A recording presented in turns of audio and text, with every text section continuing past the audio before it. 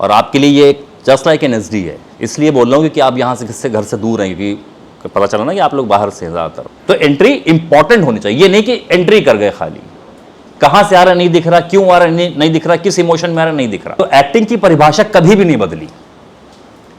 जो एक्टिंग की पहली किताब अगर हम बात करें, भरत मुनि का नाट्यशास्त्र, एक नाट्यशास्त्र एक किताब है कि 24 घंटे काम करना होता है वहाँ पर ऐसा नहीं होता है क्लास हुई चले गए, फिर भूल गए, फिर अगले दिन क्लास हुई तभी याद आए ना। 24 घंटे उसी इंटरेस्टिंग को बनाने के लिए और एफर्टलेस बनाने के लिए तमाम एक्सरसाइजेज हैं जो हम आपको कराएंगे।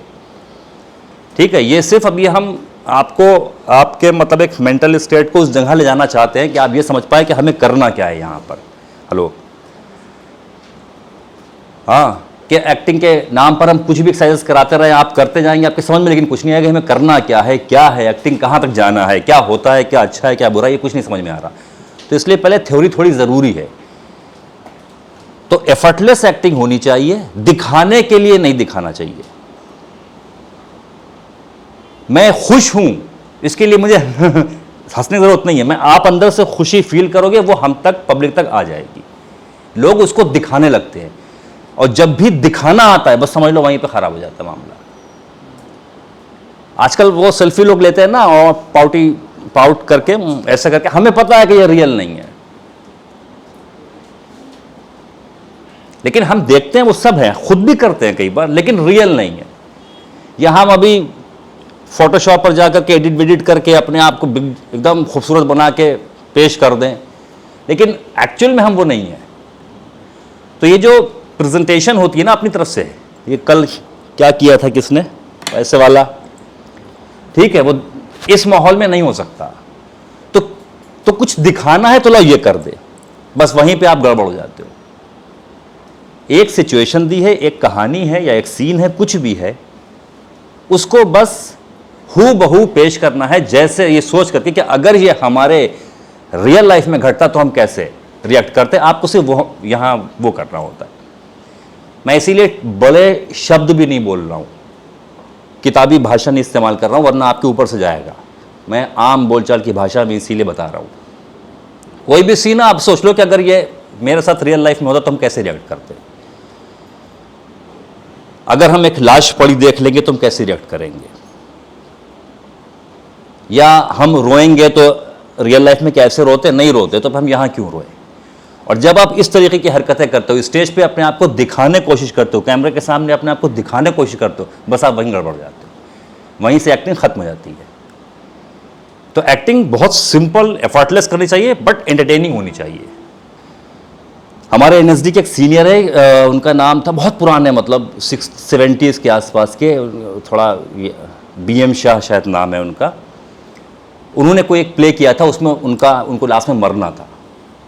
तो पहले उन्होंने, जब वो लास्ट में मर रहे थे, तो पहले उन्होंने अपना सर डेड किया, फिर ऐसे हल्के हल्के, ऐसा लग रहा था कि रूह जो है वो यहाँ से ट्रैवल होते होते होते होते पैरों से निकल गई, हल्के हल्के हल्के हल्के नहीं, करते करते करते करते निकल गई। तो वो इतना फेमस वो चीज़ हुई थी कि यार वो डेथ सीन जो BM शाह ने किया, कमाल, ये है वो है। इसीलिए कि उनको पता है कि रूह कैसे निकलती है, कोई आदमी मरता है तो कैसे मरता है, झटके से नहीं मरता। तो एक्टिंग की परिभाषा कभी भी नहीं बदली।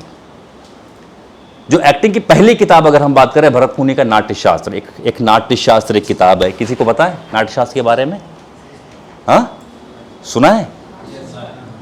किसी ने बताया है या पढ़ा है? बताया है। हाँ, तो उसमें 4 तरह की जो एक्टिंग की बात हम करते हैं, वो उसी तर्ज पर आज तक एक्टिंग होती है, अपने अपने हिसाब से।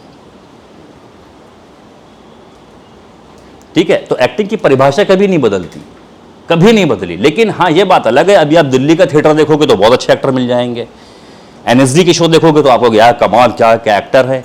यही एक एमेच्योर ग्रुप में जाओगे तो आपको एक्टिंग नहीं पसंद आएगी। लेकिन इसका मतलब ये नहीं है कि एक्टिंग की परिभाषा बदली हुई है, कहीं नहीं। वो आपके अपने ऊपर डिपेंड करती है कि आपको नहीं पता एक्टिंग कैसे करते हैं, उन्होंने ट्रेनिंग करी तो इसलिए। और एक्टिंग की सिर्फ एक ही परिभाषा है कि बिल्कुल एफर्टलेस आप एक्टिंग करिए, लेकिन एंटरटेनिंग होनी चाहिए। ऐसा रियल नहीं चाहिए जो बोरिंग हो जाए। एक्टिंग एफर्टलेस, और एफर्टलेस तभी होगी, उसके लिए पहली शर्त यह है कि आप उसमें कुछ भी एक्स्ट्रा नहीं करेंगे। डर रहे हैं तो ऐसे कोई नहीं डर रहा, ऐसे कोई नहीं रोता, ऐसे बेमतलब ऐसे कोई नहीं करता, या तो सीन में दिया हो तो एक बात अलग है। समझ में आ रहा है या तेजी से बोल रहा हूं? समझ में आ रहा है ना? तो कुछ भी अनावश्यक, अननेसेसरी, इलॉजिकल कुछ भी एक्टिंग में नहीं होता, और जब जब आप करोगे बेकार है। समझ लो कि आपको आपसे नहीं हो रहा, आप सिचुएशन नहीं प्ले कर रहे हो, आप सिर्फ दिखाने की कोशिश कर रहे हो कि देखो मैं एक्टिंग कर रहा हूं पब्लिक को, लेकिन वो इसलिए उसमें फीलिंग नहीं होगी। आप वो झटके वाली एक्टिंग डेथ करोगे तो वो फीलिंग वैसी नहीं है। उन्होंने जिया, बीएम शाह ने उस चीज को जिया, तो इसलिए लोग उससे जुड़ गए। हाँ, क्या क्या कुछ पूछ रहे थे, बताओ। हाँ, नाट्य शास्त्र उसको बोलते हैं, उसके बारे में थोड़ा बता दे जब पूछ ही रहे हो। नाट्य शास्त्र भरत मुनि ने लिखा था, और जो ऐसा मिथ है, ऐसा कोई प्रूव नहीं है, क्योंकि श्रीलंका वाले कहते हैं कुछ पेजेस वहां मिले थे, तो श्रीलंका वाले कहते हैं ये नाट्यशास्त्र मेरा है। इंडिया में कुछ हिस्सा मिला है तो वो कहते हैं मेरा है। साउथ का क्योंकि म्यूजिक अलग है, तो साउथ में कुछ हिस्सा मिला तो वो कहते हैं मेरा है। लेकिन हाँ, वो नियर अबाउट 3000 BC की बुक है, आज से 3000 साल बिफोर क्राइस्ट BC, 3000 BC के आसपास की बुक है, और इसीलिए उसको 5वां वेद कहा जाता है। अपने यहाँ 4 वेद है ना, कौन कौन से हैं? हाँ, तो इसको 5वां वेद बोलते हैं नाट्यशास्त्र को। और उसमें सिर्फ एक्टिंग के बारे में नहीं है, एक्सप्रेशन के बारे में, डांस के बारे में, बॉडी लैंग्वेज के बारे में, कॉस्ट्यूम के बारे में, बहुत सारी चीज़ें आज की डेट में अवेलेबल भी है। हिंदी में भी आ चुका, वैसे तो बस संस्कृत है, हिंदी में भी है, ठीक है। तो उसमें आज से 3000 साल पहले की स्टार्टिंग है, मतलब तब लिखा गया था, और आज भी उसी के तर्ज पर एक्टिंग होती है, ठीक है। थोड़ी थोड़ी चेंजेस हो सकता होंगे, लेकिन मेन सिद्धांत वही है कि अपने शरीर के अंगों के आंगिक, वाचिक, सात्विक आहार पढ़ा होगा आपने, अगर आपको नाट्यशास्त्र पता है, सर ने बताया होगा। तो उन सब किताबों को भी साइड में रखो, क्योंकि किताबें मुंबई में कई बार काम नहीं आती, या समझने में कई बार, या तो फिर आप उस लेवल पर आ जाओ। मैं आज किताबें पढ़ता हूं तो मेरी समझ में आती कि अच्छा मैंने वो 6 महीने प्रैक्टिस करी है, उसका मतलब ये है, ये एक्सरसाइज वो कह रही है। अभी तो आपको 6 दिन नहीं हुए, तो लेने को आप ले लो, लेकिन आप समझ नहीं पाओगे उन बुक्स को। आज सुना आपको कपड़े वपड़े धोने थे, सब धोना था, मत धो कपड़े वपड़े, ऐसा ना हो जिंदगी धुल जाए। जब हमने 3 साल पढ़ाई की है तो हमने पता, मेरा ख्याल से 3 ही 4 लोअर में 3 साल काट दिए थे। और आज भी अगर आपको लगता हो कि मैं झूठ बोल रहा हूँ, तो आप NSD चले जाना दिल्ली में, आप देखना वहाँ के एक्टर ऐसे ही मिलेंगे। दाढ़ी बड़ी है तो बड़ी है, कपड़े में मिट्टी लगी है तो लगी है, क्योंकि 24 घंटे काम करना होता है वहाँ पर ऐसा नहीं होता है क्लास हुई, चले गए, फिर भूल गए, फिर अगले दिन क्लास हुई तभी याद आए ना। 24 घंटे उसी माहौल में। और आपके लिए ये जस्ट लाइक NSD है। इसलिए बोल रहा हूँ कि आप यहाँ से किससे घर से दूर हैं, क्योंकि पता चला ना कि आप लोग बाहर से हैं ज़्यादातर। तो फिर क्या कि मिट्टी लगी है, ये क्या लगी है? करियर बनाने आया हो, लाइफ बना, बहुत टफ लाइफ होती है, ऐसा नहीं है। और बहुत मेहनत करनी पड़ती है तब जाके कुछ मिलता है, बहुत टाइम देना पड़ता है तब जाके कुछ मिलता है। तो ये सब भूल जाओ, कपड़े धोना है। एंट्री के बारे में फिर से मैं बता रहा हूँ।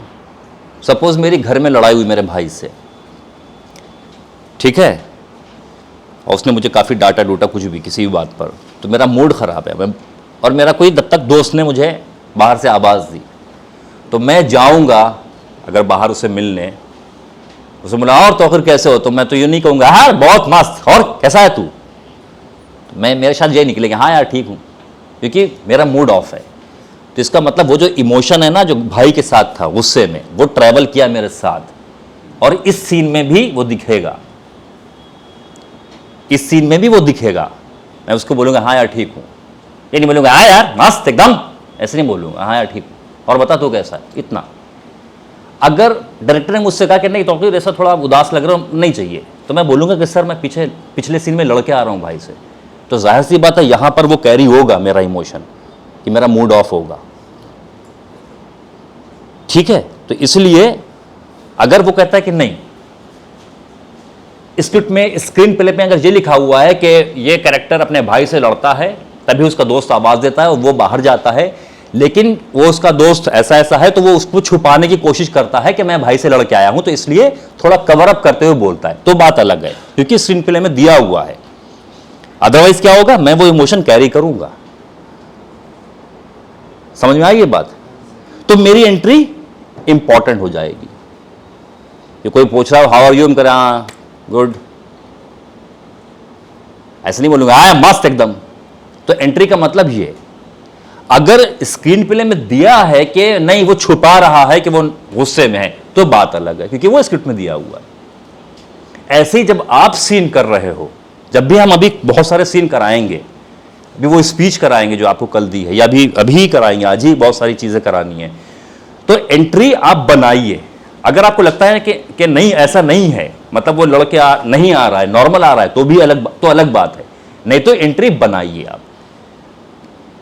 समझ रहे हैं? तो एंट्री इंपॉर्टेंट होनी चाहिए। ये नहीं कि एंट्री कर गए खाली, कहां से आ रहा नहीं दिख रहा, क्यों आ रहा नहीं दिख रहा, किस इमोशन में आ रहा नहीं दिख रहा, कुछ ना कुछ कहीं से आप आ रहे होंगे ना सीन में। कहानी जब पूरी एक आप पढ़ेंगे या तो कहीं जब से एक सीन स्टार्ट होता है तो उससे पहले कुछ सीन घटा होता है, उससे पहले आप कहीं हुए होते हो, वहां से आप यहां आ रहे होते हो। और ऐसी ही एग्जिट होनी चाहिए, वो मीनिंगफुल, उसके पीछे कुछ वजह होनी चाहिए कि भाई अब यहां से या क्यों गया, ये वजह थी ना कि मैंने उसको भगाया और वो लोग आप लोग फिर भागे, वजह बनी। तो अब जब भागे हैं तो यहां से वो जम्बो किंग जाकर के बर्गर नहीं खाया होगा, जाहिर सी बात अपनी कार में बैठ करके भागे होंगे ये कि अब चाहे पेड़ गिरे चाहे, ठीक है। तो ये एग्जिट ऐसी होनी चाहिए कि हमारी ये समझ में आ जाए कि हम लोग यहां से कहां गए होंगे, तो उसमें मजा आए, तो वो एंटरटेनिंग होगी। नहीं तो फिर वो सिर्फ एफर्टलेस तो होगी, इसमें एंटरटेनमेंट कुछ नहीं होगा। क्लियर हुआ एंटरटेनमेंट किससे कह रहे हैं हम, इंटरेस्टिंग किससे कह रहे हैं? तो एंट्री एग्जिट के मायने ये है।